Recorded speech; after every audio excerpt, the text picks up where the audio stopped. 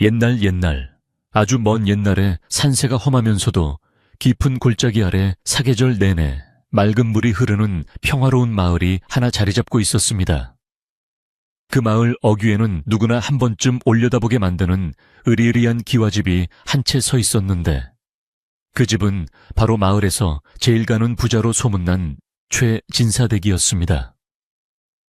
곳간에는 쌀가마니가 천장까지 닿을 정도로 쌓여 있었고, 담장은 어찌나 높은지 안에서 무슨 일이 일어나는지, 밖에서는 까치발을 들어도 보이지 않을 정도였으나, 이상하게도 그 집 앞을 지나는 사람들은 늘 서늘한 바람이 불어오는 것 같아 옷깃을 여미며 발걸음을 재촉하곤 했습니다. 집안의 재물은 차고 넘쳤지만 그 안에 흐르는 온기는 한겨울 얼음장보다 더 차가웠기에 마을 사람들은 그 집을 두고 부러움 반 두려움 반으로 수군거리곤 했습니다. 최진사댁의 안주인인 마님은 마을에서 성미가 고약하고 욕심이 많기로 유명했는데, 그녀의 눈빛은 마치 먹이를 노리는 매처럼 날카로워 하인들조차 감히 눈을 마주치지 못하고 벌벌 떨기 일쑤였습니다. 마님은 자신의 곳간에 쌓인 곡식이 혹여나 줄어들까 밤낮으로 전전긍긍하며 집안 사람들을 다그쳤고, 특히 며느리인 연화에게 쏟아지는 시선은 가혹하기 그지없어 보는 이들의 마음을 아프게 했습니다. 연화는 본래 심성이 곱고 부지런하여 마을 사람들에게 칭찬이 자자한 여인이었으나 친정이 갑작스레 기울어 변변한 혼수 없이 시집을 왔다는 이유 하나만으로 시어머니의 모진 구박을 묵묵히 견뎌내야만 하는 처지였습니다. 연화는 매일 새벽 동이 트기도 전에 가장 먼저 일어나 차가운 우물물로 세수를 하고 부엌으로 들어가 아궁이에 불을 지피며 하루를 시작했는데, 그녀의 손은 고된 노동으로 인해 거칠어졌지만 불평 한마디 하는 법이 없었습니다. 남편이 한양으로 과거 시험을 보러 떠난 지 벌써 반년이 넘었기에 연화는 남편의 빈자리가 느껴지지 않도록 집안 살림을 더욱 알뜰히 챙기며 시어머니를 극진히 모시려 애썼습니다. 그녀는 아궁이 앞에 앉아 타오르는 불꽃을 바라보며 남편이 무사히 급제하여 돌아오기만을 간절히 기도했고, 그 기도가 연기로 피어올라 하늘에 닿기를 바라는 마음으로 정성스럽게 밥을 지었습니다. 그러나 마님의 눈에는 며느리의 그토록 헌신적인 모습조차 눈의 가시처럼 보였기에 아침 문안 인사를 받으러 나온 마님은 연화가 올린 새순물의 온도가 맞지 않는다며 소리를 지르거나 갓 지은 밥에서 냄새가 난다며 밥상을 엎으려는 신용을 하기도 했습니다. 마님은 며느리가 들어온 뒤로 집안의 재물이 더 불어나지 않는 것이 마치 며느리의 사주가 좋지 않기 때문이라고 굳게 믿고 있었으며, 더 부유하고 권세 있는 집안과 사돈을 맺지 못한 것을 천추의 한으로 여기고 있었습니다.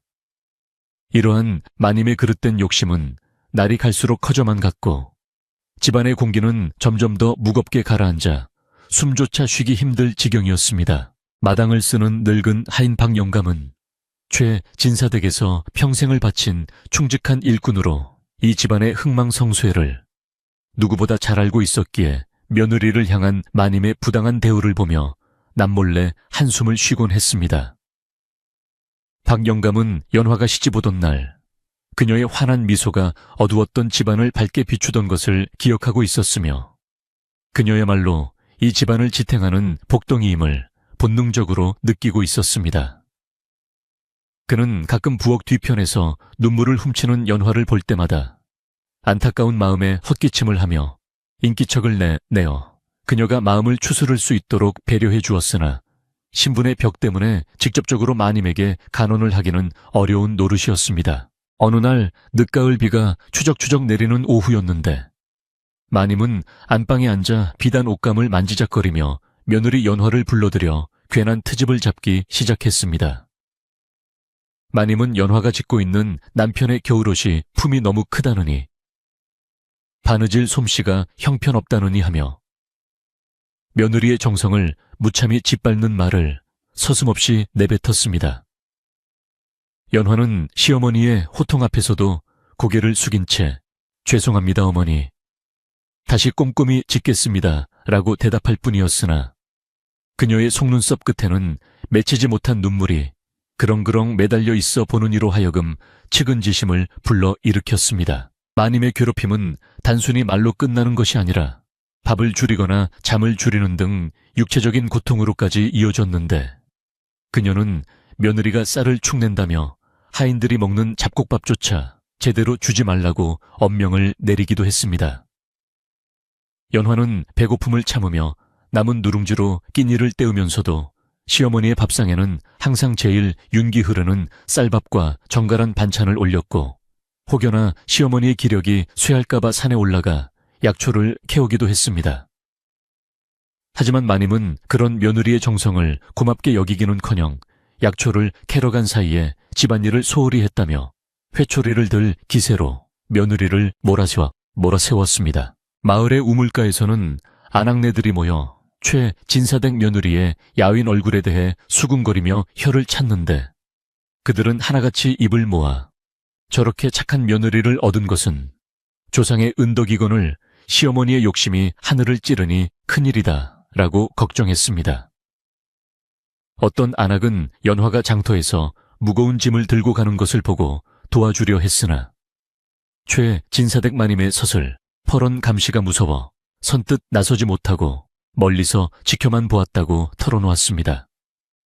마을 사람들 사이에서는 최 진사댁의 담장이 높아질수록 그 집안의 인심은 흉흉해진다는 소문이 돌았고 이는 곧 닥쳐올 불길한 사건의 전조처럼 느껴졌습니다. 해가 저물고 사방이 어둑어둑해지면 연화는 다듬이질을 하며 밤을 지새우곤 했는데 다듬이 방망이 소리는 마치 그녀의 억울하고 슬픈 마음을 대변하듯 구슬프게 밤 공기를 갈랐습니다.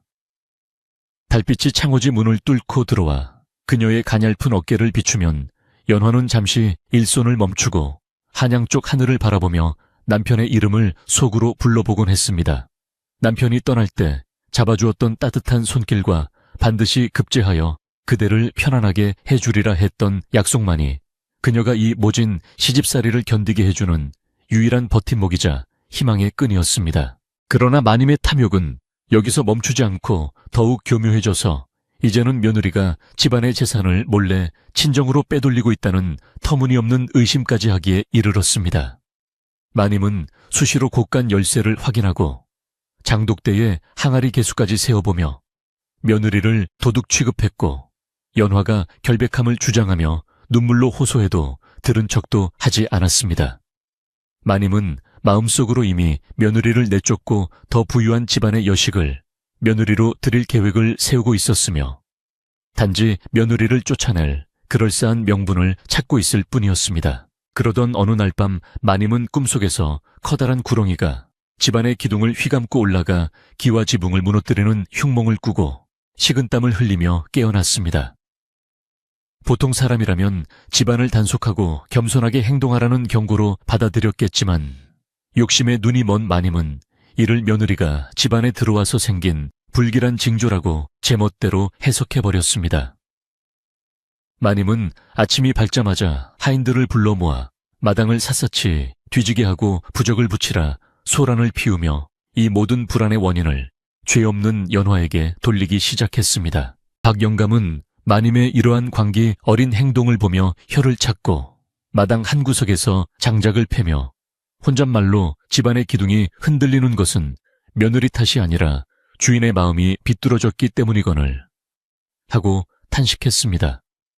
그는 젊은 시절 선대 어르신이 베풀었던 덕을 기억하고 있었기에 지금의 마님이 보여주는 아집과 독선이 결국 집안을 파국으로 몰고 갈 것임을 예감하고 있었습니다.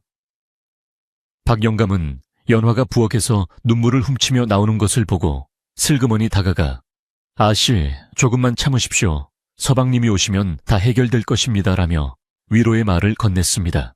연화는 박 영감의 따뜻한 위로에 겨우 미소를 지어 보였지만 그녀의 마음속 깊은 곳에는 알 수 없는 불안감이 검은 먹구름처럼 피어오르고 있었습니다. 계절은 어느덧 늦가을의 끝자락을 지나 초겨울의 문턱에 들어서고 있었고 산에서 불어오는 바람은 살을 애는 듯 날카로워졌습니다. 나무잎이 다 떨어진 앙상한 가지들이 바람에 흔들리며 내는 소리는 마치 귀신이 우는 소리처럼 들려 최진사댁의 밤을 더욱 새우산하게 만들었습니다. 마님은 며느리를 쫓아낼 구실을 찾기 위해 혈안이 되어 있었는데 심지어 밥상에 올린 국의 간이 맞지 않는다며 국그릇을 집어던져 연화의 고운 치마폭을 더럽히기도 했습니다. 뜨거운 국물이 다리에 튀어 화상을 입었음에도 불구하고 연화는 비명조차 지르지 못한 채 묵묵히 깨진 그릇 조각을 치워야만 했습니다. 이 모습을 지켜보던 어린 몸종 아이가 겁에 질려 울음을 터뜨리자 마님은 재수없게 어디서 울음소리를 내느냐며 그 아이마저 호되게 꾸짖어 집안 분위기를 얼어붙게 만들었습니다. 시간이 흐를수록 마님의 괴롭힘은 집요해졌고 연화는 점점 야위어만 갔지만 그녀의 눈빛만은 여전히 맑고 깊어서 마님을 더욱 화나게 만들었습니다. 마님은 며느리의 저 꼿꼿한 태도가 자신의 권위에 도전하는 것이라 생각했고 어떻게든 그 길을 꺾어놓고야 말겠다고 다짐했습니다. 그녀는 며느리에게 바티를 시키거나 산더미 같은 빨래를 맡기는 등 양반집 규수가 감당하기 힘든 노동을 강요하며 며느리가 제풀에 지쳐 나가떨어지기를 기다렸습니다. 어느 날 오후 연화가 꽁꽁 언 손을 호호 불어가며 냇가에서 빨래를 하고 있을 때 마을 입구에 낯선 행색의 노인이 나타나 최진사댁을 유심히 바라보았습니다.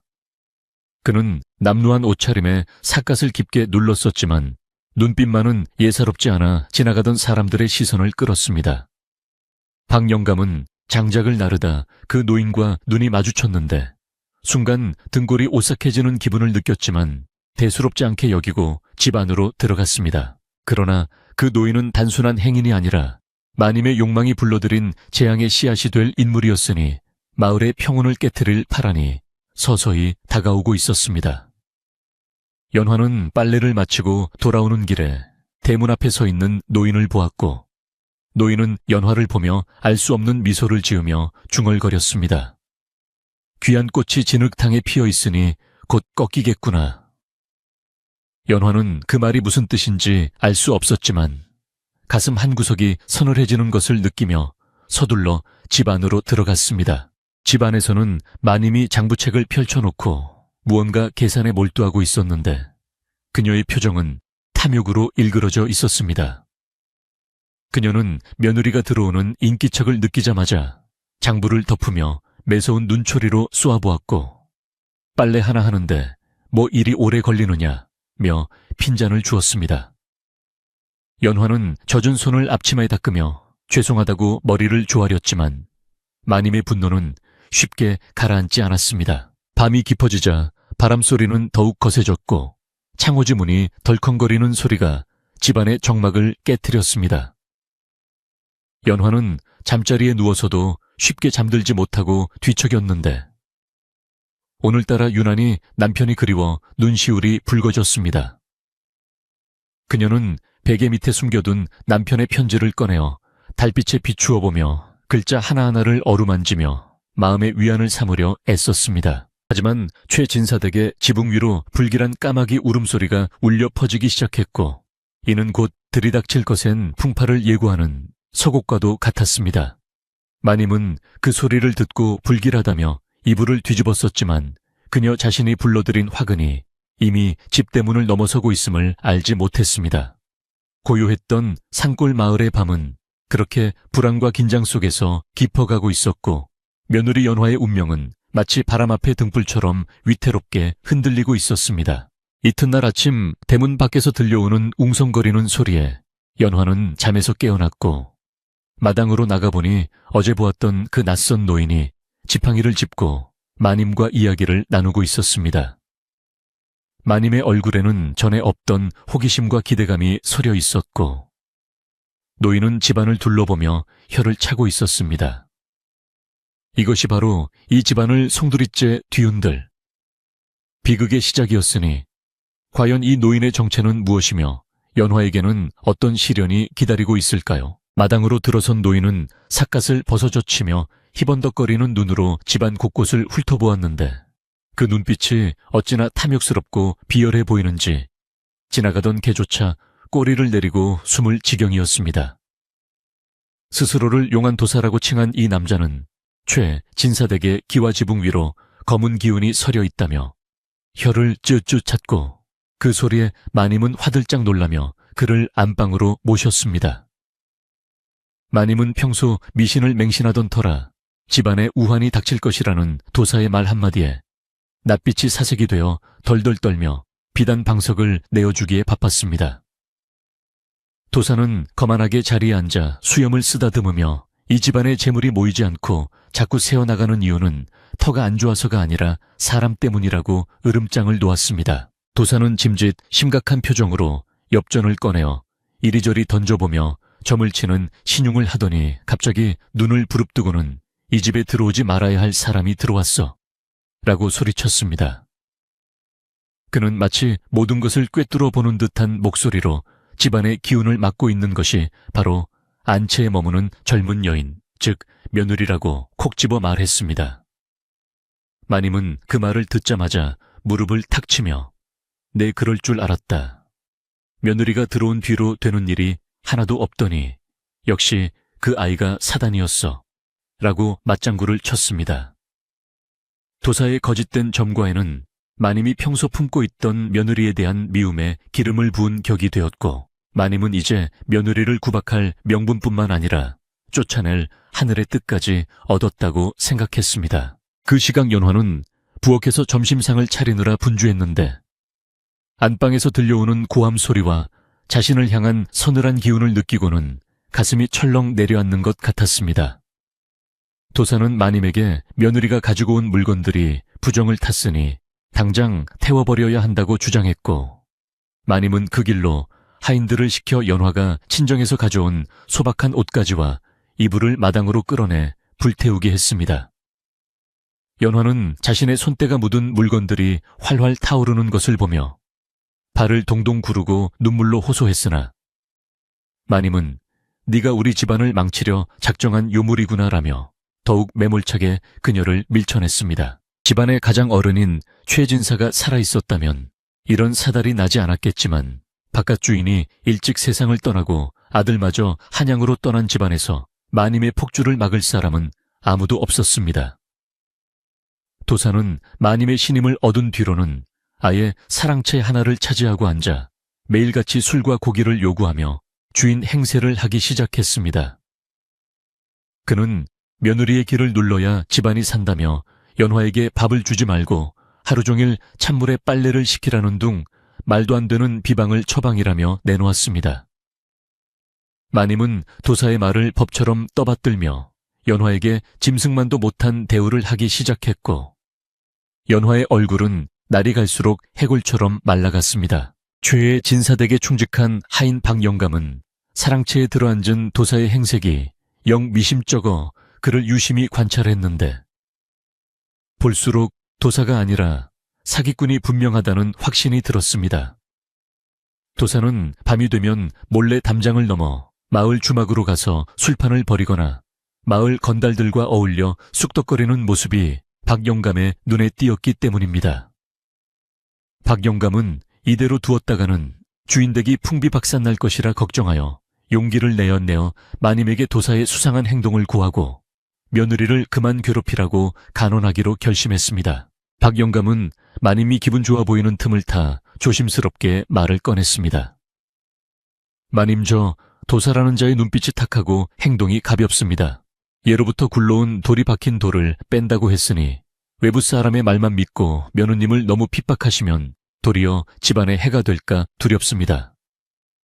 그러나 마님은 박영감의 충심 어린 조언을 듣기는커녕 벼락 같은 화를 내며 찻잔을 집어 던졌습니다.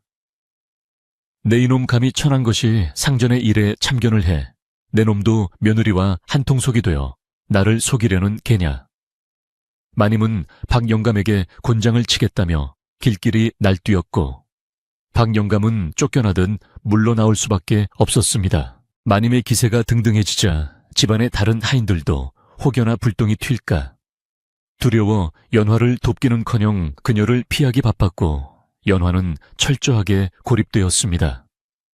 도사는 이제 노골적으로 며느리를 집에서 내쫓아야 한다고 마님을 부추겼는데 그는 며느리가 있는 한 아들이 과거에 급제하지 못하고 객사할 수도 있다는 끔찍한 저주를 퍼부었습니다. 아들의 안위가 무엇보다 중요한 마님에게 이 말은 청천벽력과도 같았고, 마님은 공포와 분노에 사로잡혀 며느리를 당장이라도 대문 밖으로 내치고 싶은 충동에 시달렸습니다. 연화는 한겨울 칼바람이 부는 우물가에서 맨손으로 쌀을 씻으며 서러움에 북받쳐 오르는 눈물을 훔쳤는데 손등은 다 터져 피가 배어 나오고 있었습니다. 그녀는 자신의 고통보다 한양에 있는 남편이 혹여나 자신 때문에 나쁜 일을 겪지 않을까 하는 걱정이 앞섰기에 아픈 몸을 이끌고 밤마다 장독대에 정화수를 떠놓고 비나이다를 올렸습니다. 천지신명님, 저는 어찌 되어도 좋으니 제발 우리 서방님만은 무탈하게 해주십시오.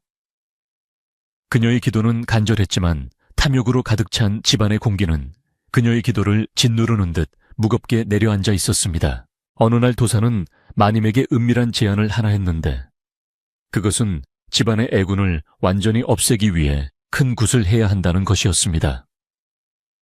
굿을 하려면 많은 돈과 재물이 필요하다고 했고, 마님은 곡간을 열어 비단과 곡식 엽전을 아낌없이 내어주었습니다.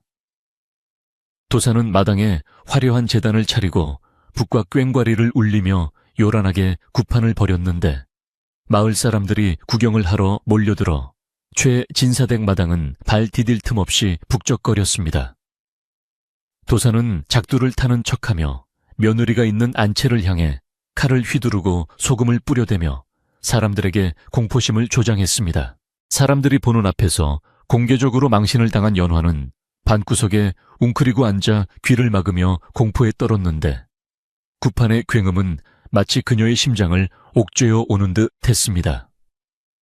도사는 굿이 절정에 달하자 갑자기 거품을 무는 신용을 하며 쓰러졌고, 깨어나서는 며느리의 사주가 너무 세서 굿으로도 쫓아낼 수가 없다. 이대로 두면 집안이 멸문지화를 당할 것이다. 라고 소리쳤습니다. 구경하던 마을 사람들은 수군거리기 시작했고, 그들의 입을 통해 연화는 어느새 시집을 망하게 하는 희대의 악녀로 둔갑하고 말았습니다. 굿이 끝난 뒤 마님은 연화를 불러내어 네가 나가야 우리 집이 산다. 제발 내 아들을 위해서라도 사라져 다오라고 짐짓 애원하는 척하며 협박을 했습니다. 연화는 바닥에 엎드려 어머님 제가 더 잘하겠습니다. 서방님이 오실 때까지만이라도 있게 해주십시오 라고 빌었지만 마님의 마음은 이미 돌이킬 수 없을 만큼 차갑게 식어 있었습니다. 마님은 며느리의 울음소리가 듣기 싫다며 방문을 걸어 잠그고 며칠 동안 물 한 모금 주지 말라고 하인들에게 명령했습니다. 굶주림과 추위에 지친 연화가 정신을 잃고 쓰러지자 박영감이 몰래 미움을 쑤어 문틈으로 넣어주며 그녀를 살리려 애썼습니다. 박영감은 A씨, 호랑이 굴에 들어가도 정신만 차리면 산다고 했습니다. 부디 마음을 굳게 잡으십시오 라고 속삭였지만 연화의 귀에는 그 소리가 아득하게만 들렸습니다. 그녀는 희미해져가는 의식 속에서도 남편의 얼굴을 떠올리려 애썼지만 점점 짙어지는 어둠이 그녀를 삼키려 하고 있었습니다. 도사는 마님의 신뢰가 극에 달한 것을 확인하고는 이제 마지막 계획을 실행에 옮기려 했는데, 그것은 며느리에게 씻을 수 없는 누명을 씌워서 영원히 쫓아내는 것이었습니다. 도사는 며칠 뒤 마님에게 다가가 집안의 가장 귀한 보물을 며느리가 훔쳐 달아나려 한다고 거짓을 고했습니다. 마님은 설마 며느리가 도둑질까지 할까 의심하면서도 도사의 말이니 무시할 수 없어 안방 깊숙이 보관해둔 폐물함을 확인하러 들어갔습니다. 이것은 도사가 미리 손을 써둔 함정이었으나 의심의 눈이 먼 마님은 그것을 알 리가 없었습니다. 한편 마을에는 흉흉한 소문이 돌기 시작했는데 밤마다 진사댁 담장 너머로 귀신 웃음소리가 들린다거나 도깨비 불이 번쩍인다는 이야기였습니다. 이는 도사가 자신의 패거리들을 불러들여 집안을 감시하고 분위기를 조장하기 위해 벌인 짓이었지만 순박한 마을 사람들은 최진사댁에 정말 큰 재앙이 닥쳤다고 믿게 되었습니다.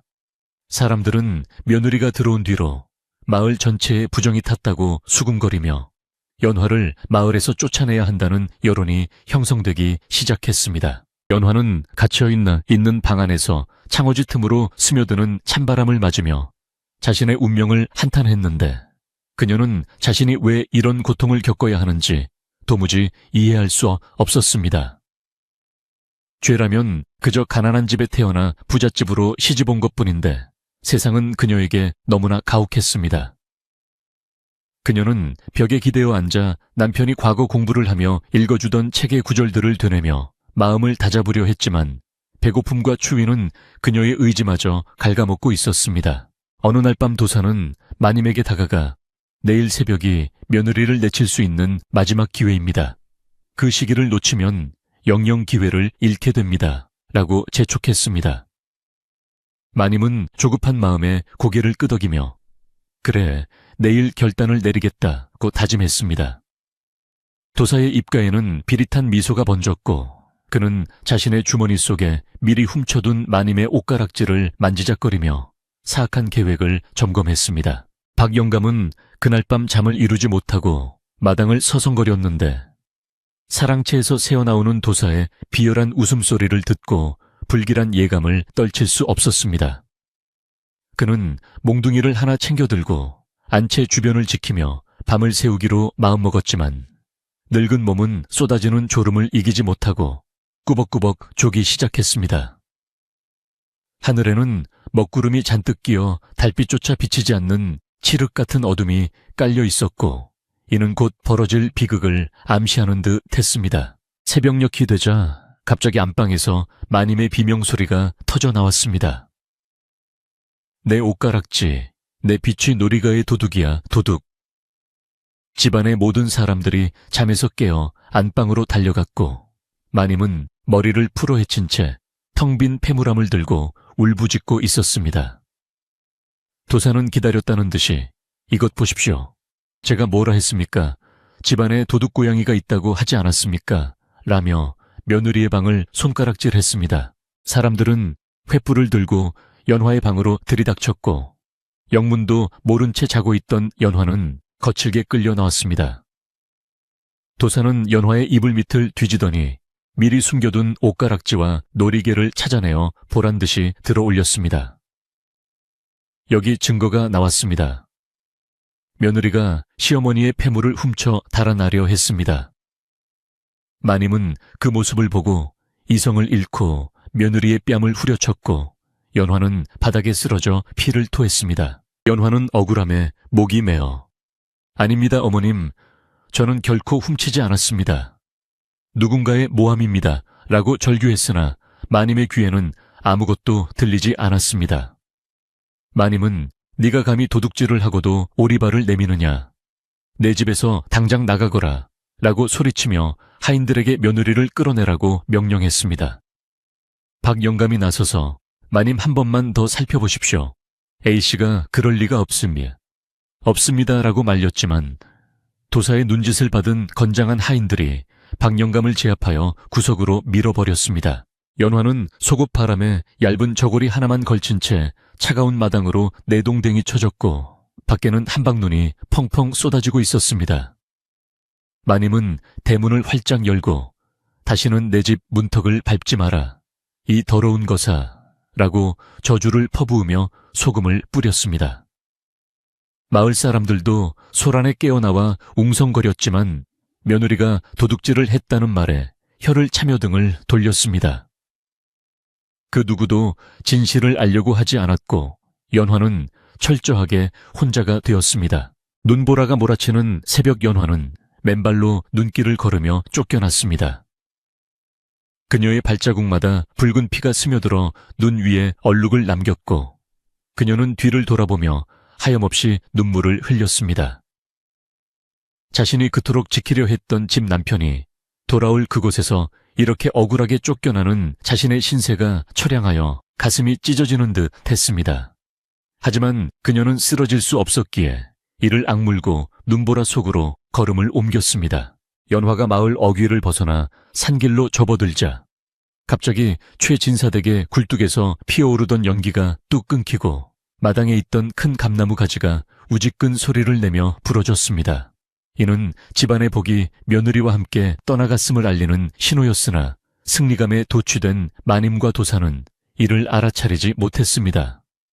이제 최 진사댁에는 진정한 어둠과 추위가 닥쳐올 준비를 마쳤고 탐욕의 대가가 얼마나 혹독한지 보여줄 시간이 다가오고 있었습니다. 연화가 피눈물을 흘리며 눈보라 속으로 사라진 뒤 최 진사댁의 대문은 굳게 닫혔으나 그 안의 공기는 예전 같지 않게 스산하기 짝이 없었습니다. 마님은 눈에 가시 갔던 며느리를 내쫓았으니 이제 집안에 복이 들어올 것이라 믿으며 의기양양하게 안방 아랫목을 차지하고 앉았습니다. 그러나 이상하게도 아무리 군부를 때도 방바닥만 뜨거울 뿐 방 안의 공기는 여전히 차가워 입김이 나올 정도였고 마님은 두꺼운 소미불을 뒤집어 쓰고도 오한이 들어 덜덜 떨며 하인들을 닥달해 아궁이에 장작을 더 넣으라고 소리쳤습니다. 며느리가 있을 때는 적은 장작으로도 온 집안이 훈훈했건만 지금은 도깨비가 불기운을 다 잡아먹는지 아무리 불을 지펴도 온기가 돌지 않아 하인들은 영문도 모른 채 땀만 뻘뻘 흘리며 부직갱이를 놀려야 했습니다. 한편 정처 없이 눈길을 헤매던 연화는 추위와 배고픔에 지쳐 감각이 무뎌진 다리를 억지로 끌며 산속으로 들어갔는데 그녀의 의식은 점차 희미해져만 갔습니다. 눈앞이 하얗게 변하고 숨이 턱 밑까지 차오를 때쯤 멀리서 은은한 풍경 소리가 들려왔고 그 소리는 마치 그녀를 부르는 구원의 손길처럼 느껴졌습니다. 연화는 마지막 힘을 짜내어 소리가 나는 쪽으로 기어가다시피 했고 산 중턱에 자리 잡은 작은 암자 앞에서 그만 정신을 잃고 쓰러졌습니다. 마침 새벽 예불을 마치고 나오던 주지 스님이 눈 속에 파묻힌 연화를 발견하고 화들짝 놀라 그녀를 업고 따뜻한 방으로 옮겼으니 이는 하늘이 착한 연화를 버리지 않았음이 분명했습니다. 최 진사댁에서는 날이 밝자마자 기이한 일들이 연달아 일어나기 시작했는데 부엌에서 밥을 짓던 참모가 비명을 지르며 마당으로 뛰쳐나왔습니다. 솥뚜껑을 열어보니 하얀 쌀밥 대신 시커멓게 타버린 밥이 들어있었고 분명 물을 넉넉히 붓고 불 조절을 잘했음에도 불구하고 밥에서 쉰내가 진동을 하는 것이었습니다. 마님은 아침 밥상을 받고 숟가락을 들었다가 역한 냄새에 구역질을 하며 밥상을 엎어버렸고 참모의 머리채를 잡고 흔들며 내년이 며느리가 없다고 밥을 이따위로 짓느냐고 길길이 날뛰었습니다. 하지만 참모는 억울함에 눈물을 흘리며 마님, 저는 평소대로 했을 뿐입니다. 귀신이 곡할 노릇입니다 라고 하소연할 뿐이었습니다. 집안의 변고는 여기서 그치지 않고 더욱 심각해져 갔는데 며느리가 정성스럽게 관리하던 장독대의 장맛이 하루아침에 변해버린 것이었습니다. 점심 준비를 위해 된장독을 열었던 하인이 고개를 갸웃거리며 맛을 보더니 아이고 장맛이 똥물같이 변했네 라며 기겁을 하고 물러섰습니다. 예로부터 집안의 장맛이 변하면 가세가 기운다고 했는데 최 진사댁의 자랑이던 깊고 구수한 된장과 간장이 모두 시큼하고 쓴맛이 나는 오물처럼 변해버린 것입니다. 마님은 직접 장맛을 보고 충격을 받아 뒷목을 잡고 쓰러질 뻔했으며 이는 며느리가 떠나면서 집안의 조왕신도 함께 떠나버렸다는 명백한 증거였습니다. 도사는 이런 흉흉한 분위기를 틈타 자신의 배를 채울 궁리만 하고 있었는데 그는 마님의 불안감을 이용하여 더 많은 재물을 뜯어낼 계획을 세웠습니다. 도사는 마님에게 내쫓은 며느리의 도끼가 아직 집안 구석구석에 남아있어 이런 변개가 생기는 것이라며 이를 씻어내기 위해서는 더 값비싼 재물을 바치고 기도를 올려야 한다고 거짓말을 늘어놓았습니다. 마님은 지푸라기라도 잡는 심정으로 곧간 열쇠를 도사에게 넘겨주며 제발 우리 집안을 살려달라고 애원했고 도사는 회심의 미소를 지으며 곳간의 비단과 곡식을 야금야금 빼돌려 자신의 은신처로 옮기기 시작했습니다. 설상가상으로 외양간의 소들이 갑자기 시름시름 앓더니 거품을 물고 쓰러지는 일이 발생했고 닭들은 알을 낳지 않고 털이 빠져 흉측한 몰골로 변해갔습니다. 박 영감은 병든 소를 어루만지며 주인의 덕이 부족하여 말 못하는 짐승들까지 고통을 받는구나 라고 한탄하며 눈물을 흘렸습니다. 그는 이 모든 재앙의 원인이 며느리를 내쫓고 사악한 도사를 들인 마님의 어리석음 때문임을 알고 있었지만 이미 눈과 귀가 멀어버린 마님에게는 어떤 충언도 통하지 않아 가슴만 칠 뿐이었습니다. 박 영감은 밤마다 몰래 정한수를 떠놓고 서방님, 제발 빨리 돌아오십시오. 집안이 무너지고 있습니다. 라고 빌고 또 빌었습니다. 도사는 이제 자신의 패거리 중 한 명인 젊은 여자를 마님에게 소개하며 그녀가 명문가 교수인데 잠시 몸을 의탁하러 왔다며 거짓말을 했습니다. 그 여자는 겉모습만 화려하게 치장했을 뿐 속은 탐욕으로 가득 찬 인물로 도사와 짜고 최 진사댁의 남은 재산을 가로채기 위해 들어온 것이었습니다. 마님은 그 여자의 화려한 언변과 아첨에 넘어가 며느리의 빈자리를 그녀로 채우려 했고 이제야 격에 맞는 사람이 들어왔다며 기뻐했습니다. 그러나 그 여자는 손에 물 한 방울 묻히지 않으려 했고 마님이 보지 않는 곳에서는 하인들을 부려먹으며 주인 행세를 하여 집안 사람들의 원성을 샀습니다. 암제서 정신을 차린 연화는 주지스님의 극진한 간호 덕분에 간신히 기력을 회복할 수 있었으나 몸의 상처보다 마음에 입은 상처가 더 깊어 멍하니 창밖만 바라보는 날이 많았습니다. 스님은 연화에게 따뜻한 차를 건네며 모든 시련에는 뜻이 있는 법이니 원망보다는 자비로 마음을 다스리라고 조언했습니다. 연화는 스님의 말씀을 들으며 마음속에서 끓어오르는 시어머니에 대한 원망을 가라앉히고 오직 남편의 안위만을 걱정하며 불당에 들어가 배팔배를 올리기 시작했습니다. 그녀의 절은 한 번, 두 번 이어질 때마다 바닥에 땀방울이 맺혔고 그 정성은 산사의 고요한 공기를 타고 하늘로 올라갔습니다. 최 진사댁의 상황은 날이 갈수록 악화되어 이제는 하인들마저 하나둘씩 짐을 싸서 도망가는 지경에 이르렀습니다. 월급은커녕 밥조차 제대로 먹지 못하고 도사와 새 여자의 등살에 시달리다 못한 하인들이 야반도주를 한 것입니다. 넓은 기와집은 관리가 되지 않아 잡초가 무성해지고 곳곳에 거미줄이 쳐지기 시작했으며 밤이면 부엉이가 지붕 위에 앉아 구슬피 울어대어 마치 흉가처럼 변해갔습니다. 마님은 줄어든 하인들 때문에 직접 비를 들고 마당을 쓸어야 하는 처지가 되었지만 여전히 자신의 잘못을 깨닫지 못하고 도망간 하인들을 욕하며 신세 한탄만 늘어놓았습니다. 도사와 새로 들어온 여자는 밤마다 안방에 모여 술판을 벌이며 마님의 비상금까지 노리고 있었는데 그들의 웃음소리는 집안의 몰락을 비웃는 듯 했습니다. 여자는 교태를 부리며 도사에게 이 집구석에 먹을 게 얼마나 남았다고 아직도 붙어 있느냐고 물었고 도사는 아직 땅 문서가 남았지 않느냐. 그것만 손에 넣으면 우리는 떠날 것이다 라고 속삭였습니다. 이들의 대화를 우연히 듣게 된 어린 몸종 아이는 공포에 질려 입을 틀어막고 뒷걸음질 쳤으나 누구에게도 이 사실을 말하지 못하고 끙끙 앓기만 했습니다. 어느 날 마님은 꿈속에서 돌아가신 최진사 어른이 나타나 진노하며 호통을 치는 꿈을 꾸었습니다. 꿈속의 최진사는 어리석은 사람아 굴러 들어온 복을 차내고 화를 불러들였으니 이를 어찌할꼬 하며 지팡이로 마님의 머리를 내리쳤습니다. 마님은 비명을 지르며 잠에서 깼는데 머리가 깨질 듯이 아프고 식은땀이 비오듯 흘렀습니다. 그녀는 불안한 마음에 도사를 찾았으나 도사는 조상이 노한 것이니 굿을 더 크게 해야 한다며 또다시 돈을 요구할 뿐이었습니다. 마님은 이제 남은 폐물조차 거의 없었기에 깊이 숨겨두었던 땅 문서를 꺼내야 하나 고민에 빠지게 되었습니다. 박 영감은 집안이 이 지경이 되자 더 이상 참을 수 없다고 판단하여 며칠 동안 사라졌다가 보찜을 메고 다시 나타났습니다. 그는 한양으로 직접 서방님을 찾으러 가려다가 폭설로 길이 막혀 되돌아온 것이었는데 마당에 들어서자마자 도사의 하수인들에게 붙잡혀 매질을 당했습니다.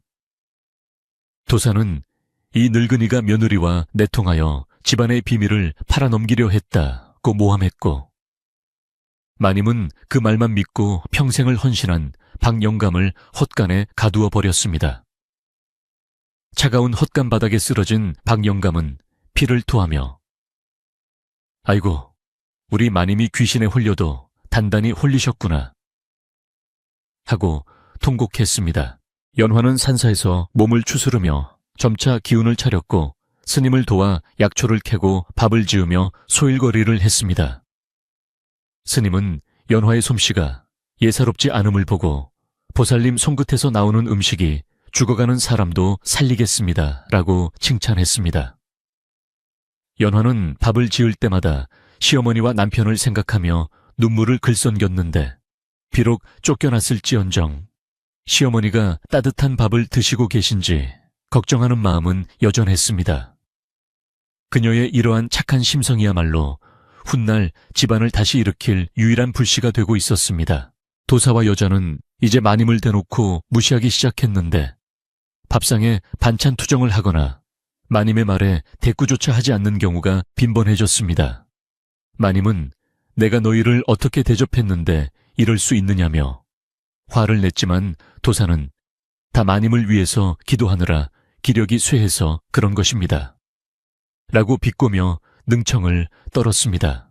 마님은 그제야 무언가 잘못 돌아가고 있음을 어렴풋이 느끼기 시작했지만 이미 도색에 너무 많은 약점을 잡혀 있어 꼼짝달싹할 수 없는 처지였습니다. 그녀는 밤마다 며느리 연화가 끓여주던 구수한 된장찌개와 따뜻한 아랫목이 사무치게 그리워졌습니다. 그러던 중 마을 장터에는 최 진사댁의 며느리가 억울하게 쫓겨나고 집안에 요괴 같은 것들이 들어앉아 주인을 조종한다는 소문이 파다하게 퍼졌습니다.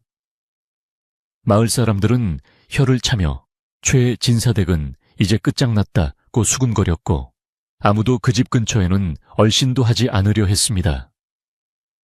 최 진사댁으로 들어가는 길목에는 까마귀 떼가 시커멓게 모여들어 지나가는 사람들을 위협했고 담장 너머로는 밤마다 구판을 벌이는 징소리와 괴상한 비명소리가 들려와 공포감을 조성했습니다. 연화는 어느 날 밤 꿈속에서 남편이 관복을 입고 환하게 웃으며 집으로 들어오는 꿈을 꾸었습니다.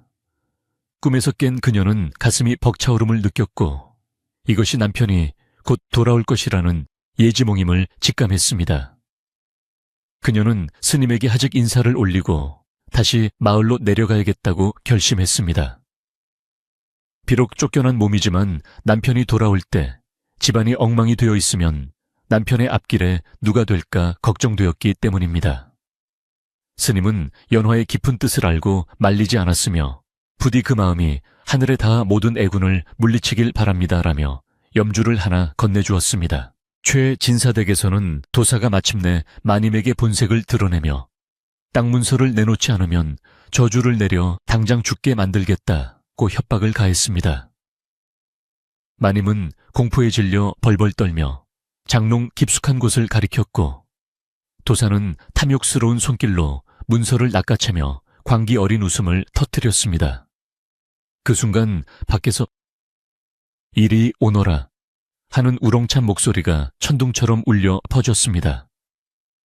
그 목소리는 너무나 위엄있고 힘이 넘쳐 도사의 웃음소리를 단숨에 집어삼키고 집안의 모든 기운을 압도했습니다. 대문이 활짝 열리고 들어선 사람은 다름 아닌 최진사댁의 외아들 연화의 남편이었습니다.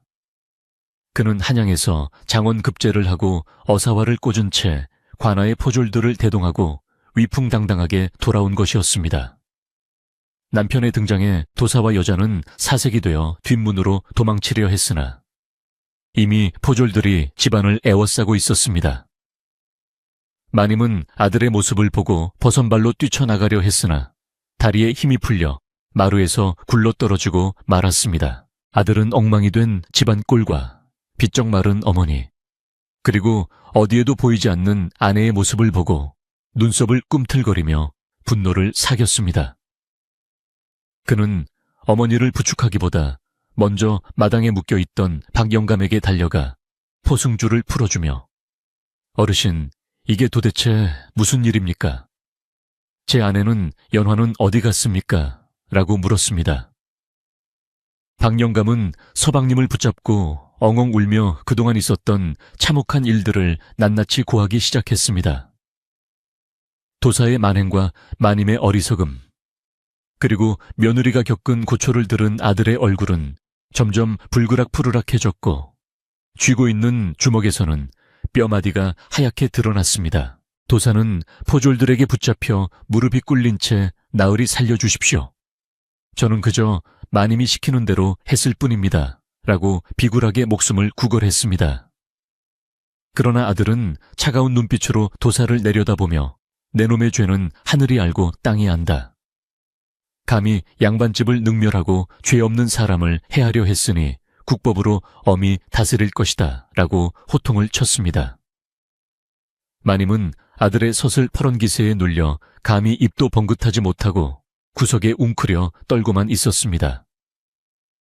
그녀는 자신이 저지른 일이 얼마나 큰 죄인지 아들의 눈빛을 통해 뼈저리게 느끼고 있었습니다. 이제 모든 진실이 밝혀질 순간이 다가왔지만 정작 가장 중요한 연화는 아직 집에 도착하지 못했습니다. 아들은 도사를 관하로 끌고 가라고 명한 뒤 하인들을 풀어 당장 아내를 찾아오라고 소리쳤습니다. 집안은 아들의 귀환으로 인해 다시금 활기를 되찾는 듯 했으나 며느리가 없는 빈자리는 여전히 크고 깊은 구멍으로 남아 있었습니다. 과연 연화는 무사히 집으로 돌아올 수 있을지, 그리고 마님은 며느리에게 진심으로 용서를 구할 수 있을지, 이야기의 결말을 향해 달려가는 최진사댁의 밤은 폭풍 전야와도 같았습니다. 박 영감은 아들에게 서방님 아이씨는 아마 산 너머 절에 계실 것입니다. 제가 그리로 가는 것을 보았습니다라고 귀띔해 주었습니다. 아들은 그 말을 듣자마자 지체하지 않고 말을 돌려 산 쪽으로 향하려 했습니다. 그때 대문 밖에서 하얀 소복을 입은 여인이 비틀거리며 걸어오는 모습이 보였으니 눈보라를 뚫고 돌아온 연화였습니다. 그녀의 등 뒤로는 아침 햇살이 비치고 있었지만 집안의 어둠을 완전히 걷어내기에는 아직 해결해야 할 앙금이 너무나 많이 남아 있었습니다. 대문 밖에서 비틀거리며 걸어오던 연화는 남편의 모습을 확인하자마자 다리에 힘이 풀려 그 자리에 주저앉고 말았는데 하얀 눈밭 위에 쓰러진 그녀의 모습은 마치 꺾인 꽃 한 송기처럼 애처롭기 그지없었습니다. 말에서 뛰어내린 남편은 단숨에 그녀에게 달려가 차가운 눈바닥에서 아내를 일으켜 세우며 부인 내가 너무 늦게 왔소. 나를 용서하시오. 라고 울부짖었습니다. 연화는 남편의 따뜻한 품에 안기자 이것이 꿈인지 생시인지 분간이 가지 않아 떨리는 손으로 남편의 얼굴을 어루만졌고 거칠어진 그녀의 손길을 느낀 남편은 하염없이 눈물을 쏟아냈습니다. 그동안 겪었을 고초가 얼마나 심했는지 그녀의 야윈 몸과 상처투성이인 손발이 말해주고 있었기에 남편의 가슴은 찢어지는 듯한 통증으로 가득 찼습니다. 마당에 있던 하인들과 포졸들 그리고 담장 너머로 구경하던 마을 사람들까지 모두 숨을 죽이고 이 재회의 순간을 지켜보았는데 그들의 눈시울도 붉어지지 않은 사람이 없었습니다. 박 영감은 엉금엉금 기어와 연화의 발치에 엎드려 아시 살아 돌아오셨군요.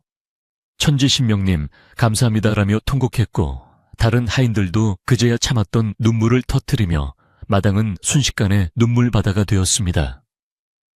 마님은 마루 기둥 뒤에 숨어 이 광경을 훔쳐보고 있었는데 아들의 진노와 며느리의 처참한 몰골을 보자 두려움과 부끄러움이 동시에 밀려와 감히 앞으로 나설 엄두를 내지 못했습니다. 그녀는 자신이 무슨 짓을 저질렀는지 뼈저리게 후회했지만 이미 엎질은 물을 주어 담을 수 없다는 사실에 절망했습니다. 남편은 연화를 번쩍 안아들고 안채로 성큼성큼 걸어 들어갔는데 그의 표정은 슬픔에서 단호한 분노로 바뀌어 있어 아무도 그의 앞을 가로막지 못했습니다. 그는 안방문을 박차고 들어가 아랫목에 아내를 눕히고는 하인들에게 당장 따뜻한 물과 미음을 가져오라고 불호령을 내렸습니다. 집안의 주인인 아들이 돌아와 호랑이처럼 명령을 내리자 그동안 도사와 마님의 눈치만 보며 숨죽여 지내던 하인들이 잽싸게 움직이기 시작했습니다. 아궁기에 다시 불이 활활 타오르고 솥에서 물 끓는 소리가 나기 시작하자 멈춰있던 집안의 심장이 다시 뛰는 듯 생기가 돌기 시작했습니다. 잠시 후 연화가 따뜻한 미음을 몇 숟가락 뜨고 정신을 차리자 남편은 그녀의 손을 꼭 잡고 그동안 있었던 일에 대해 하나하나 물어보았습니다. 연화는 눈물을 흘리며 도사의 모함과 시어머니의 오해, 그리고 추운 겨울날 쫓겨나 겪었던 일들을 담담하게 털어놓았습니다. 그녀의 이야기가 이어질수록 남편의 얼굴은 분노로 일그러졌고 옆에서 듣던 박영감과 하인들은 주먹을 불끈 쥐며 분통을 터뜨렸습니다.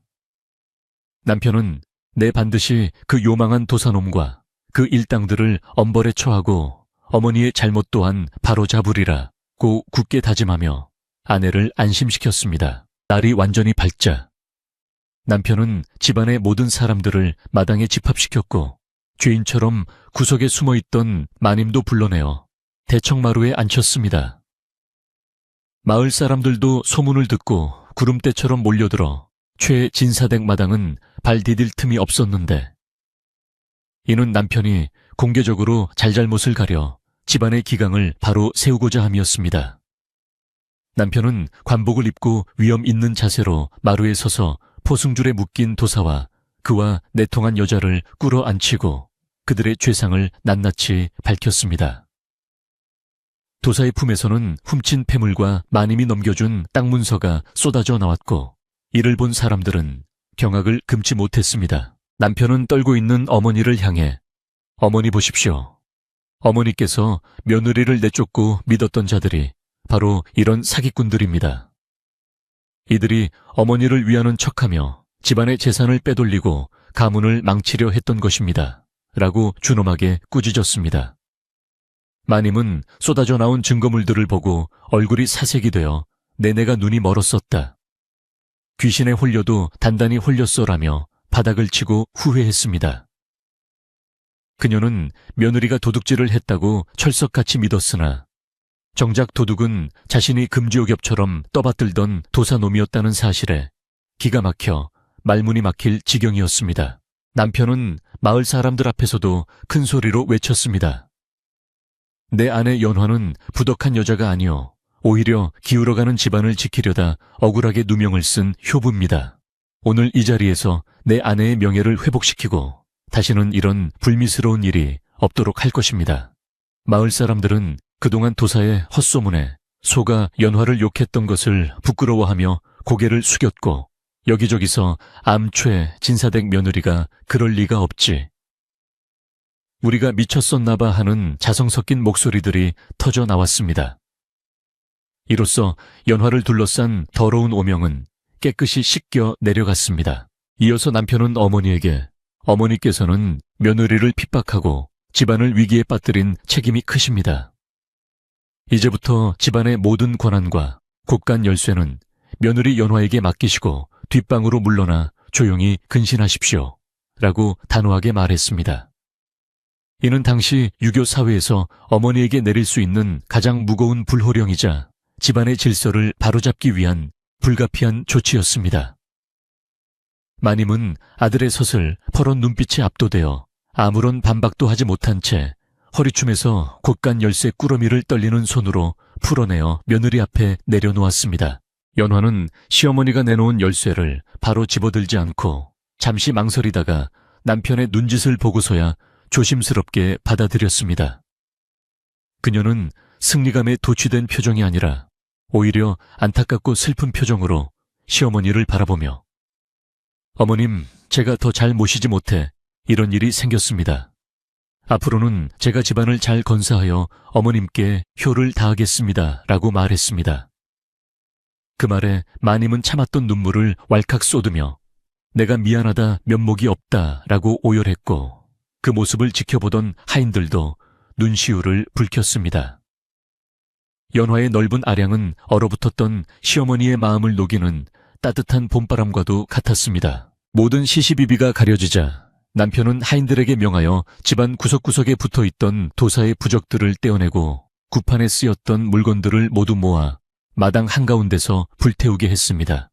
시커먼 연기와 함께 타오르는 불꽃은 그동안 집안을 짓누르던 애군과 사악한 기운을 모두 태워버리는 듯했고 매캐한 냄새 대신 맑은 공기가 다시 집안으로 스며들었습니다. 도사와 그 일당은 포졸들에게 끌려가 관아의 감옥에 갇히게 되었고 마을 사람들은 사필 규정이다라며 박수를 치고 환호했습니다. 집안 정리가 대충 마무리되자 연화는 여전히 불편한 몸을 이끌고 부엌으로 향했습니다. 하인들이 A씨 몸도 성치 않으신데 들어가 쉬십시오 라고 만류했지만 연화는 고개를 저으며 내 손으로 서방님과 어머님께 따뜻한 밥 한 끼를 지어 올려야 마음이 편할 것 같다고 고집을 부렸습니다. 그녀가 부엌에 들어서자 차갑게 식어있던 부엌 살림들이 주인을 반기듯 윤기를 내는 것 같았고 연화가 쌀을 씻고 불을 지피자 아궁이의 불꽃은 춤을 추듯 활활 타올랐습니다. 연화는 정성을 다해 쌀을 안 치고 장독대에서 그나마 성한 된장을 찾아내어 보글보글 찌개를 끓였습니다.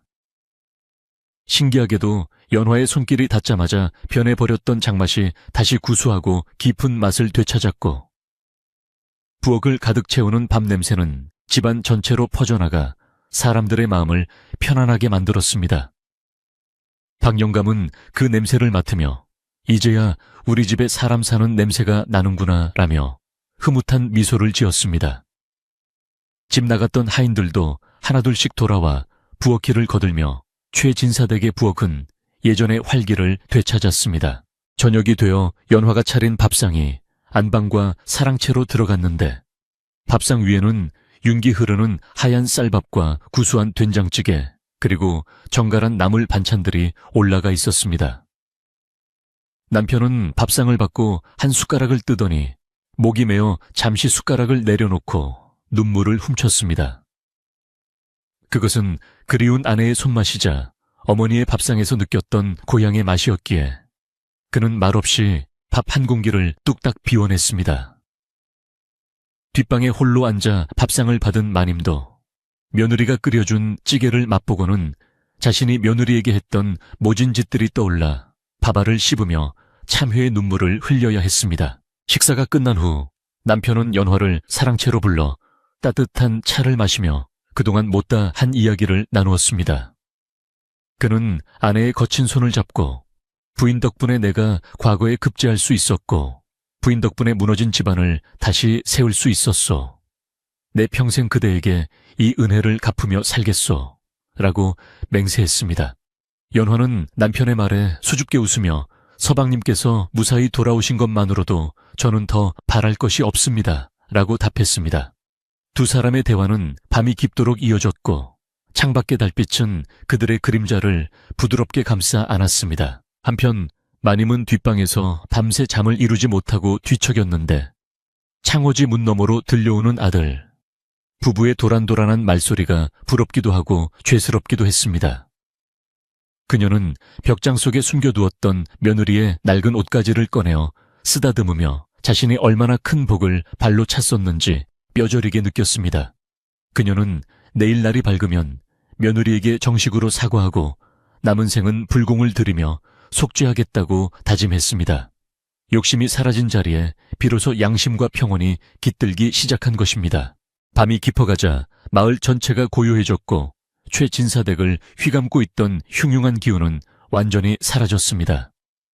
외양간의 소들도 편안하게 되새김질을 하고 닭들도 회에 올라 조용히 잠을 청했습니다. 마당을 지키던 개도 더 이상 짖지 않고 꼬리를 흔들며 단잠에 빠져들었습니다. 박 영감은 마루 끝에 앉아 밤하늘의 별을 올려다보며 돌아가신 최진사 어르신에게 나으리 이제 안심하십시오. 댁내 평안이 찾아왔습니다. 라고 마음속으로 고했습니다. 다음날 아침 연화는 누구보다 일찍 일어나 마당을 쓸고 장독대를 닦았습니다. 그녀의 몸놀림은 여전히 조심스러웠지만 표정만은 그 어느 때보다 밝고 환했습니다. 마을 아낙네들이 우물가에 모여 어제 있었던 일을 이야기하며 역시 착한 사람은 하늘이 돕는다니까. 그 도사놈 꼴 좋게 됐지 라며 통쾌해했습니다.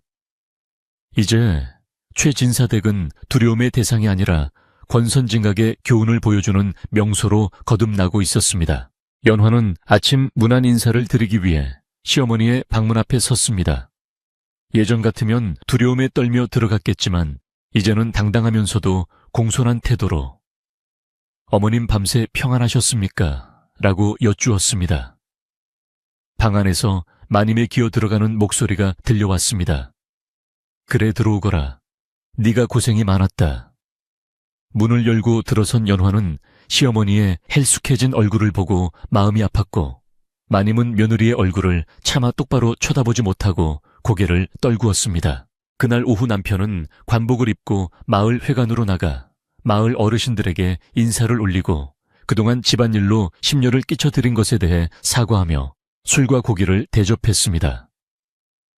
마을 사람들은 급제하여 금이 환영한 최진사댁 아들을 칭송하며 훌륭한 인품을 가진 며느리를 얻은 것이 큰 복이라고 입을 모았습니다.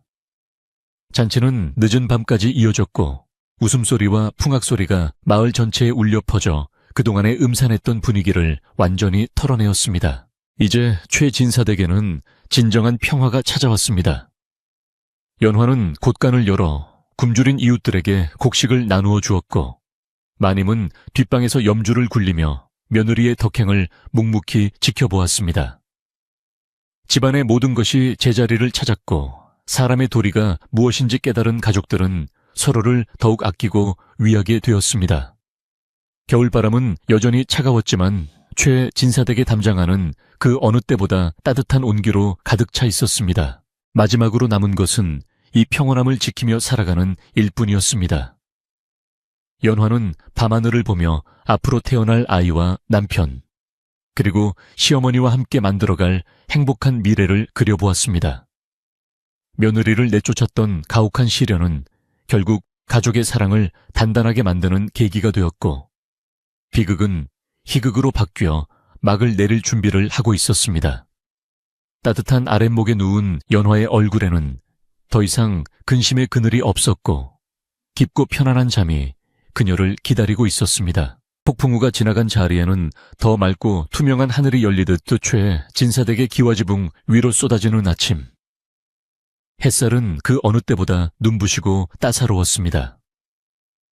집안을 뒤덮었던 어두운 먹구름과 사악한 기운이 물러간 뒤 고택은 본연의 고즈넉하고 품이 있는 모습을 되찾았으며 마당의 흙냄새마저 향기롭게 느껴졌습니다. 며느리 연화가 다시 안주인의 자리에 앉아 집안 살림을 진두지휘하기 시작하자 삐걱거리던 집안의 질서는 마치 톱니바퀴가 맞물리듯 순조롭게 돌아가기 시작했습니다. 연화는 가장 먼저 그동안 공포에 떨며 지냈던 하인들을 하나하나 불러 따뜻한 위로의 말을 건네고 밀려있던 세경을 넉넉히 챙겨주며 그들의 꽁꽁 언 마음을 녹여주었습니다. 그녀의 목소리에는 권위보다는 부드러운 카리스마가 담겨 있어 하인들은 저절로 머리를 조아리며 알씨를 위해서라면 이 한 몸 부서져라 일하겠습니다 라고 충성을 맹세했습니다. 겨울의 끝자락 차가운 바람 속에서도 봄의 기운이 스며들기 시작한 어느 날 연화는 하인들과 함께 겨우내 묵은 먼지를 털어내는 대청소를 시작했습니다. 창호지 문을 활짝 열어 환기를 시키고 마루를 콩기름 먹인 걸레로 반질반질하게 닦아내자 집안 곳곳에서 윤기가 흐르기 시작했습니다. 박영감은 굽은 허리를 펴고 마당에 자풀을 뽑으며 콧노래를 흥얼거렸는데 그의 주름진 얼굴에는 오랜만에 편안한 미소가 피어올랐습니다. 그는 지나가는 사람들에게 우리 집에 다시 봄이 왔소, 진짜 봄이 왔어 라고 자랑하며 주인의 덕이 집안을 얼마나 풍요롭게 만드는지 설파하고 다녔습니다. 마을 사람들도 최진사댁 담장 너머로 들려오는 맑은 다듬이질 소리와 하인들의 활기찬 웃음소리를 들으며 안도의 한숨을 내쉬었습니다. 남편은 관아의 일로 바쁜 와중에도 틈만 나면 집으로 돌아와 아내와 어머니를 살피는 것을 게을리하지 않았습니다. 그는 사랑채에서 글을 읽다가도 문득 생각난 듯 안채로 건너와 연화에게 부인 힘들지 않소 너무 무리하지 말고 쉬엄쉬엄 하시오 라고 당부하곤 했습니다. 그럴 때마다 연화는 온화한 미소를 지으며 서방님께서 나라의 일을 하시느라 고단하실 텐데 집안일은 제게 맡기시고 심려치 마십시오 라고 답하여 남편의 마음을 든든하게 해주었습니다. 부부의 금슬은 시련을 겪은 뒤 더욱 단단해져서 서로 눈빛만 봐도 무슨 생각을 하는지 알 수 있을 정도가 되었습니다. 남편은 아내의 지혜로움에 감탄하여 중요한 결정을 내릴 때마다 연화에게 조언을 구했고, 연화는 사려 깊은 대답으로 남편의 앞길을 밝혀주었습니다. 뒷방으로 물러난 마님은 이제 완전히 다른 사람이 되어 있었는데, 예전의 날카롭고 표독스러운 모습은 온데간데 없고 조용하고 수수한 노파의 모습으로 변해 있었습니다. 그녀는 하루 종일 방 안에 틀어박혀 불경을 외우거나 며느리의 낡은 옷을 기워주며 자신의 죄를 참회하는 시간을 보냈습니다. 마님은 식사 때가 되면 며느리가 차려준 밥상을 받으며 눈시울을 붉히곤 했는데, 밥알 하나 반찬 하나에도 며느리의 정성이 가득 담겨 있음을 뼈저리게 느꼈기 때문입니다. 그녀는 가끔 마당에 나와 며느리가 일하는 모습을 먼발치에서 바라보며 내가 저렇게 고운 아이를 몰라보고 천벌 받을 짓을 했구나 라고 가슴을 치며 후회했습니다. 하지만 연화는 시어머니를 결코 홀대하지 않았고, 오히려 더 자주 찾아가 안부를 묻고 좋은 음식이 생기면 가장 먼저 시어머니 몫을 따로 챙겨두었습니다. 어느 날 오후 연화는 시어머니가 좋아하는 쑥떡을 만들어 뒷방으로 찾아갔습니다. 마님은 며느리가 들어오자 황급히 일어나 자리를 권하며 바쁠 텐데 어미까지 챙기느라 고생이 많다 라고 말했습니다. 연화는 김이 모락모락 나는 쑥떡을 시어머니 입에 넣어드리며, 어머님, 봄쑥이 아주 연하고 향이 좋습니다. 많이 드시고 기운 차리세요 라고 상냥하게 말했습니다. 마님은 떡을 오물오물 씹으며 하염없이 눈물을 흘렸고 연화의 손을 꼭 잡고 고맙다, 정말 고맙다. 너는 내 며느리가 아니라 부처님이 보내주신 보살이다 라고 고백했습니다. 그날 이후로 고부간의 벽은 완전히 허물어졌고 집안에는 진정한 화해의 온기가 감돌기 시작했습니다. 진사댁의 곳간은 이제 더 이상 욕심을 채우는 창고가 아니라 마을의 배고픈 이웃들을 위한 구휼의 장소로 변모했습니다. 연화는 남편과 상의하여 흉년이 들거나 병자가 있는 집에 곡식을 나누어 주었고, 명절 때가 되면 마을 잔치를 열어 음식을 베풀었습니다. 예전에는 최진사댁 앞을 지나갈 때 무서워서 뛰어가던 마을 아이들도 이제는 연화가 나눠주는 누룽지와 떡을 얻어먹기 위해 대문 앞을 기웃거리는 풍경이 일상화되었습니다. 마을 사람들은 최진사댁 며느리가 들어오고 나서 마을 전체에 복이 굴러들어왔다며 그녀를 칭송했고, 최진사댁은 덕망 높은 가문으로 널리 이름을 떨치게 되었습니다. 시간이 흘러 마당의 매화나무에 꽃망울이 터지기 시작할 무렵, 집안에는 또 다른 경사가 찾아왔으니 바로 연화의 태기가 비친 것이었습니다. 이 소식을 들은 마님은 버선발로 뛰어나와 며느리를 끌어안고 덩실덩실 춤을 추었고, 남편은 세상을 다 얻은 듯 기뻐하며 하인들에게 큰 상을 내렸습니다. 박 영감은 감격에 겨워 이제 우리 집에 아기 울음소리가 들리게 생겼으니 대가 끊어질 뻔한 위기를 넘기고 만대가 번창하겠습니다 라고 소리쳤습니다. 뱃속의 아이는 집안의 희망이자 미래였으며 지난날의 아픔을 완전히 치유해줄 축복의 선물과도 같았습니다. 연화는 배를 어루만지며 이 아이가 자라나 베풀과 사랑을 아는 훌륭한 사람으로 성장하기를 간절히 기도했습니다. 연화는 몸이 무거워지면서도 집안 살림을 소홀히 하지 않았는데, 특히 장독대를 관리하는 일에는 각별한 정성을 쏟았습니다. 예전에 변해버렸던 장맛이 완전히 돌아오다 못해 더욱 깊고 그윽한 맛을 내게 되자 인근 마을에서조차 장을 얻으러 오는 사람들이 줄을 이었습니다. 연화는 그들에게 장을 한 바가지씩 퍼주며 음식 맛은 마음에서 나온다고 합니다. 가족을 사랑하는 마음으로 요리하면 어떤 음식도 보약이 되지요 라고 덕담을 건네주었습니다. 그녀의 장맛은 단순한 양념이 아니라 상처받은 사람들의 마음까지 어루만져주는 치유의 약이나 다름없었습니다. 어느 맑은 날 최진사댁 마당에서는 작은 잔치가 열렸는데, 이는 마님의 환갑을 축하하기 위한 자리였습니다. 예전 같으면 화려하고 사치스럽게 꾸몄겠지만 마님의 뜻에 따라 검소하면서도 정갈하게 상을 차리고 가까운 친척들과 마을 어르신들만 초대했습니다. 마님은 고운 한복을 차려입고 며느리와 아들의 절을 받으며 행복한 미소를 지었습니다. 그녀는 하객들에게 내 인생에서 가장 잘한 일은 우리 며느리를 다시 받아들인 일입니다. 이 아이가 없었더라면 나는 평생 어둠 속에서 살았을 것입니다. 라고 말하여 좌중을 숙연하게 만들었습니다. 연화는 시어머니의 칭찬에 얼굴을 붉히며 겸손하게 고개를 숙였고 마을 사람들은 그 아름다운 고부의 모습에 아낌없는 박수를 보냈습니다. 잔치가 끝나고 손님들이 모두 돌아간 뒤 저녁 노을이 붉게 물드는 시간, 진사댁 식구들은 대청마루에 둘러앉아 오순도순 이야기를 나누었습니다.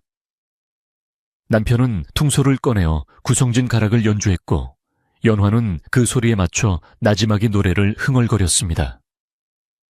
마님은 손주를 위한 베넷 저고리를 바느질하며 그 평화로운 광경을 흐뭇하게 지켜보았습니다. 바람에 흔들리는 풍경 소리와 퉁소 소리가 어우러져 마당을 가득 채우자 집안에 머물던 마지막 남은 근심, 조각마저 바람에 실려 멀리 날아가 버리는 듯했습니다. 박 영감은 사랑채 툇마루에 앉아 곰방대에 불을 붙이며 옆에 앉은 젊은 하인에게 옛날 이야기를 들려주었습니다. 보거라 세상 일이라는 게 참 묘하지 않으냐.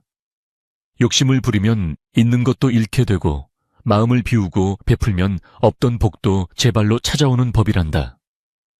우리 마님도 저렇게 변하실 줄 누가 알았겠느냐. 다 우리 아이씨 덕분이지. 젊은 하인은 박 영감의 말에 고개를 끄덕이며 자신도 주인댁 어르신들처럼 바르게 살아야겠다고 다짐했습니다. 밤하늘에는 별들이 총총히 박혀 보석처럼 빛나고 있었고 그 별빛은 최진사댁을 축복하듯 은은하게 비추고 있었습니다. 밤이 깊어지자 연화는 부엌으로 들어가 야참을 준비했는데 솥뚜껑에 기름을 두르고 노릇노릇하게 지져낸 화전과 시원한 식혜였습니다. 고소한 기름 냄새가 퍼지자 식구들은 다시 한번 밥상머리에 모여 앉아 웃음꽃을 피웠습니다.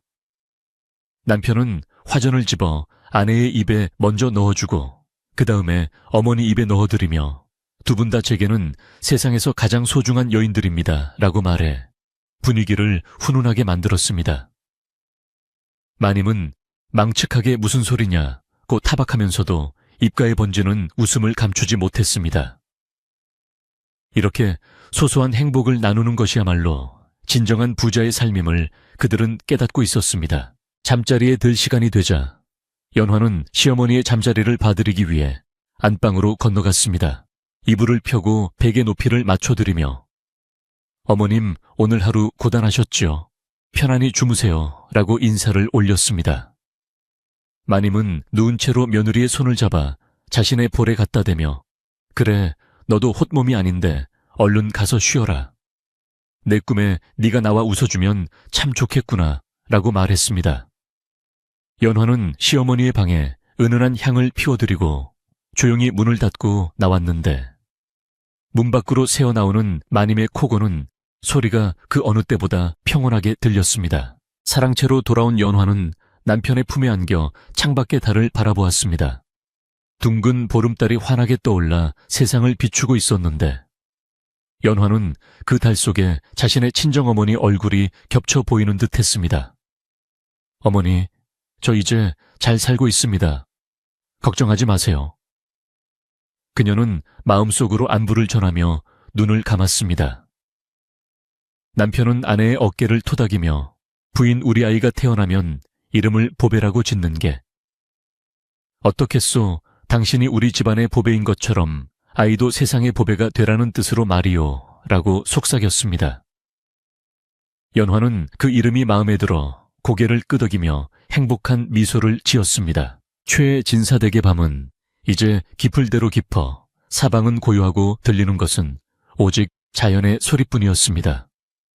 뒷산에서 부엉이가 부엉부엉 울고 마당 구석에 귀뚜라미가 귀뚤귀뚤 화음을 넣으며 자장가를 연주해 주었습니다. 한때 비극의 소용돌이에 휘말려 풍비박산날 뻔했던 집안은 한 여인의 인내와 사랑 그리고 가족들의 깨달음을 통해 다시금 따뜻한 보금자리로 거듭났습니다.